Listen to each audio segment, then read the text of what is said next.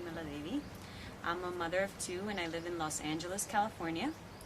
I'm here at the ashram in Bidity and we are going through the eN-Genius program as well as Inner Awakening simultaneously. I was observing both of the programs and the participants. I'm lucky enough to have my daughter enrolled in the eN-Genius program, and I really have been amazed at watching the process, how Swamiji and what it's like for an enlightened master to work with kids directly. It's a beautiful process and it's not to be missed. Specifically yoga, I have to say that I've been observing the kids and how amazingly flexible they are and how available they are to do the things that we as adults have a lot more, we have to spend a lot more time trying to do with flexibility and even with focus. So two things that I think that specifically with the yoga, they have absolutely no space to create a lot of the engrams, or we'll say the conditionings. So they're available to do more with their body than we are. They don't give themselves limitations. And that, I think, actually teaches them in life how limitless it is. That's one thing that I hope that my daughter can take with her, and I'm sure that she will. Also, I think that the health benefits that we get from yoga have to be, multifold with the kids, because they're at a place where they're so healthy to begin with. So whatever is happening within their body during the yoga process is just keeping them healthy. So keeping that health there, the vibrancy of life, and taking that with you through the yoga practice throughout your life, I think is a beautiful benefit. From the older kids, I can see they are so flexible.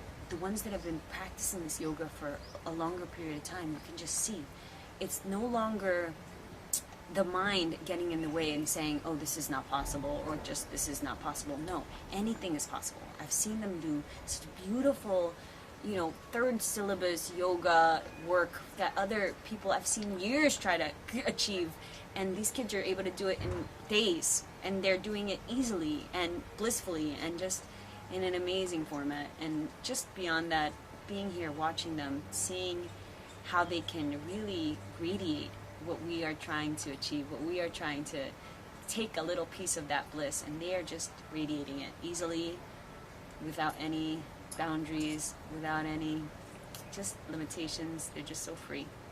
So I'm enjoying it. I'm hoping that we can share this with the world. It should be something shared, and Swamiji is here to bring that to us. So, Nithyananda. Beautiful. So Ma, I also want to ask you, other than yoga, since you are the parents and your daughter is taking the course, have you seen any changes in on your daughter so far? I'm going to give just one little example that sticks out in my head as I was telling my husband the story. He's not here with us, so I was just telling him on the phone. They were going through, one day they were talking about responsibility and taking up responsibility, and how when one person in a group can take up the responsibility, the rest of the group also gets affected. So if we see that the group as a whole, for instance in their class, isn't necessarily participating or paying attention or being present, all the terms that they're learning in a certain activity, if one person takes up the responsibility and remains present and remains with their attention towards whatever that activity is, the whole group is affected. So we spoke about this after that class, and I said, you know what, tomorrow morning during our morning message with Swamiji, we're going to practice this responsibility. Take up the responsibility. If someone is speaking to you, you don't need to respond. And that's taking up the responsibility as a group and as a whole and as an individual. If you don't respond, she wouldn't have the conversation that the kids would be chattering in the room and distracting the whole. So she practiced this, and I saw it wasn't necessarily easy, but she got the concept, and she was happy after she finished. She said, you know what? Even though it was hard during the process of actually taking up the responsibility, afterwards she saw that there were no distractions. She didn't create that chatter, and she didn't participate, and as a whole, the whole group had to be quieter, because one person taking up the responsibility is worth the whole taking up the responsibility. So I thought that was a beautiful lesson.